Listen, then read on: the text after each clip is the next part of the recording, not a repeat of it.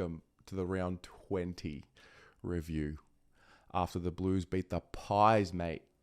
Come on, G.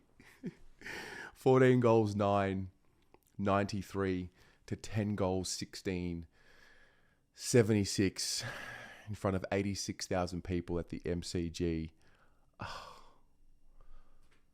That was unreal. That was the best night at the footy since probably around 10 last year. But to be honest, that for me, 11 years later, when we beat the Pies on that Friday night in round 3, 2012, that just eclipsed it. That meant a lot to a lot of people. And it is an absolute pleasure to be documenting this video in this manner, feeling this way after the performance that we saw last night. That was so special. And yeah, it was, oh man, it's magical. It was truly magical. I'm stunned. I'm a little lost for words. Not really. I have plenty to say. 4 hours sleep. I'm elated. Obviously, a lot more work to do, a lot to come, but you just get this feeling that was a truly powerful and meaningful night for the club, everyone involved, considering what we've endured. So, a very unique story last night.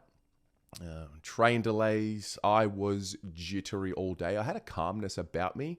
I was honestly confident that we were going to win, but you can't read into that too much because I'm confident most weeks. A lot of talk about the injuries, a lot of people getting up in arms about the injury list, and it's so frustrating to see people get sucked into the media reports and the rumours, but it is what it is. People have their fears, whatever.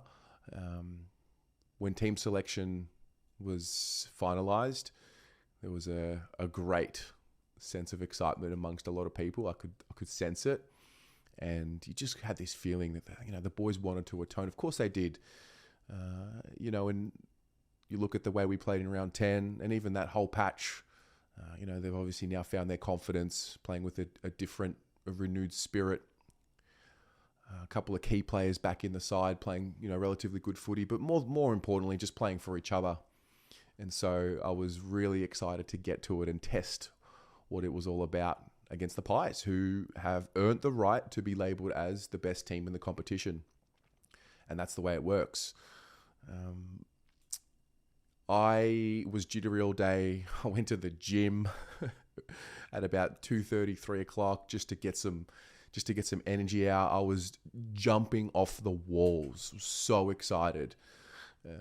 Get to the game. I sat on my own. So I upgraded my seat from my membership, when they first came out. So I had a single seat on level 1 on my own.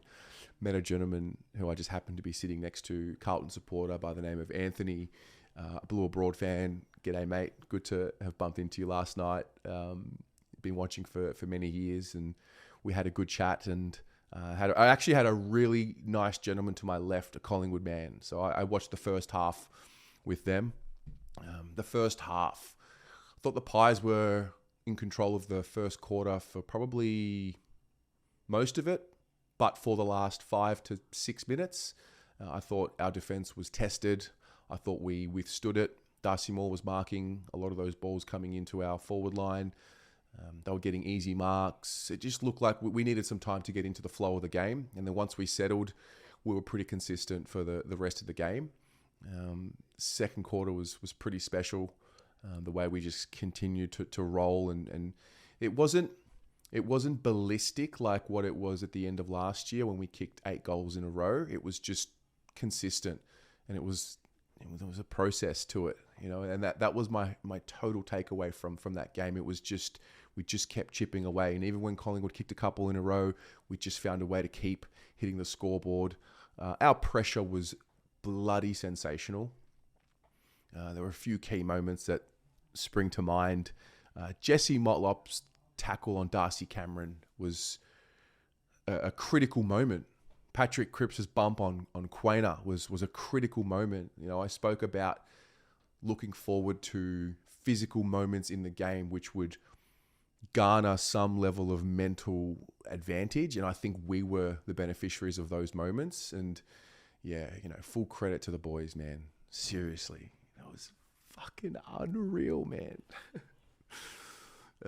Get to halftime, and I'm standing up, and those of you who watch the channel and watch the fan cams, you'll know Jad.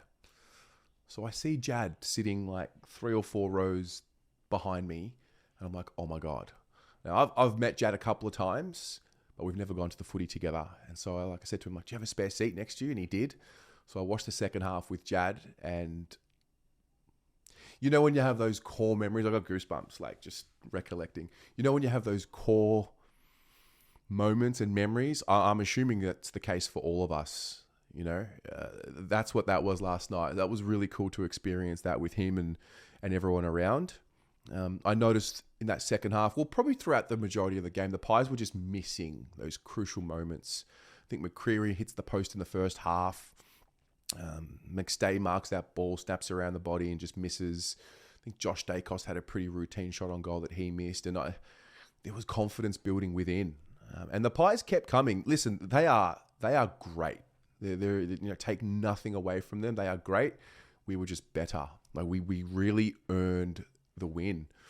Chera goes off at halftime with hamstring tightness. At the time of filming this video, that's what it sounds like. And Paddy Dow comes on, so all of a sudden, you start thinking, those thoughts start creeping in. Oh shit! Like he's our best player on the night so far, our best ball winner. Didn't matter. Paddy Dow, in you come, son. And then it was just a team performance.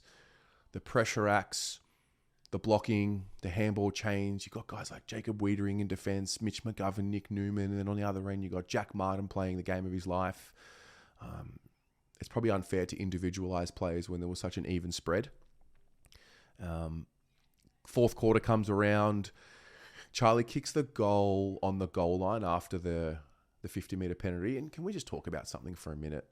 Mate, the Collingwood supporters complaining about the umpiring have got no fucking idea. Darcy Moore was mesmerised by Charlie. He kept holding him. He kept grabbing him. He kept giving away free kicks and just sloppy defending. Like he's a great player and a great defender especially when he can peel off and take those intercept marks. But we isolated him one-on-one and that worked. And Charlie just had him in all sorts. And I think mentally, when you think about it, that's the captain. And he's a great player and he's a great captain. He's a great human, I bet. I mean, I don't know him, but based on the way he speaks, I think, you'd love to have him as your captain. But Charlie just had him on toast. It was incredible. And they didn't know how to handle him.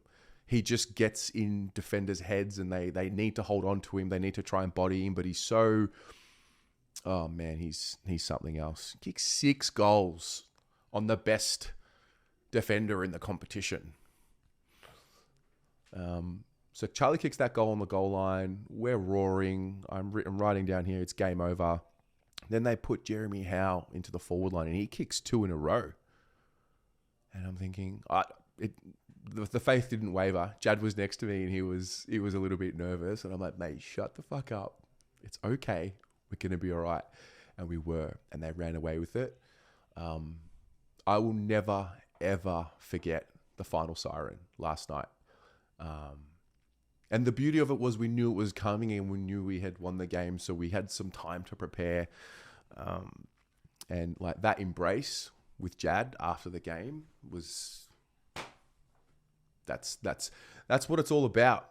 Honestly, that's what it's all about. This is a guy that I've met just through doing this channel, just through, online space and then, talking over time. And then like we go to the footy together in person and like we have that moment and, not just Jad and I think all of us, that was special. After the game, the scenes after the game, going out, talking to the besties at Gate 3. I bumped into one of my oldest friends, Sinead, who I've known from when we were in primary school together. She's a mad Collingwood supporter. I had an embrace with her. She was not happy with me, but fuck it. The Blues are up and about.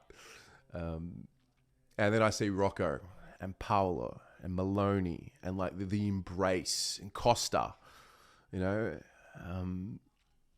Jed. Like everyone I saw, it was just wild. It was just hugging everyone and Everyone's so happy. You see the kids, that's a memory of a lifetime, and it's just a culmination of what we've been through, what we've watched, what we've endured, and it's going to be worth it. That's what I took away from last night. It's all going to be worth it. And like, we wouldn't have wanted to be a great side just off the bat. Like, you have to have the challenges. You have to have the test. Without a test, you can't have a testimony. There is no testimony. So it's not to say that the job is done. I think more so what it feels like for me is it feels like it's just begun. Like, we've just entered into this phase of confidence and belief. And I dare say, we've had a supporter base who have needed to see a few more wins against some more credible sides to really believe. I mean, if you're not believing this group has turned a corner, then I don't know what you're watching. I really do believe most, if not all of us, are all now together, I hope, because I think we're going to need that for the next phase of this season, and who knows what happens from here on in. We'll just take it one week at a time. But yeah, my great grandchildren will be watching this one day, and I just want to let you know that was a fucking unbelievable time to be alive last night. Oh, then you got the fan cams. Oh my God, the joy in everyone's faces, and to be able to experience that together at the ground after the game. Mate, I was eating donuts after the game, jam donuts for the win. And then you come home, we do the fan cams. Everyone's just so excited. And, we've had many fan cams and many evenings and days where it's been awful only this season. So, for the boys to dig deep, find something and turn it around, you lose 6 in a row, you win 6 in a row. I'm here for the ride. It is an absolute pleasure to be here talking about the game like this. Just grateful for it. You don't want to get too carried away, but also you want to make sure that you're living in the moment. And, when it's all said and done, we're all going to die. All the possessions that we have, like, they'll go, it won't matter. But the memories that we have will last forever. And those type of moments last night, like, you never forget it. You never forget it, especially because of obviously the heartbreak of round 23 last year, and then to have that redemption against them. And then, so I'll tell you a story. Coming home, I'm on the tram on High Street. I'm coming home, and I get on the tram. I sit down, and I overhear her. I think it was her son, a lady and her son. They might have been related. I think they were together. They got off together in the end. And they were just talking shit about Charlie and how he was, the umpires gifted him. And I wasn't going to say anything because I didn't say much to anyone last night. I tried to just stay into the game. Usually I'm a little bit verbal. But I didn't say anything at the game. And then I'm hearing the Charlie Curnow slander, and I just told them, like, excuse me, I just want to let you know that Charlie Curnow is the best player in the league. And they absolutely lost it. They were triggered. It was fantastic. They were telling me that, Dacos is going to win a Brownlow and it won't matter. And I'm like, what happened in round 23 last year? And I was reminding them that it was all about now. And just so you know, the Blues have arrived, madam. And Charlie Curnow's the best player in the league. And Darcy Moore doesn't know how to defend one-on-one. And they just kept getting triggered. And it was just so good. And, I go back to last year where that fan, after the siren in round 23, turned to me, looked me in the eye and said, fuck you. Well, mate, I got 2 words for you and the Collingwood supporters and the Collingwood Football Club. I got 2 words. Night, night. Go Blues.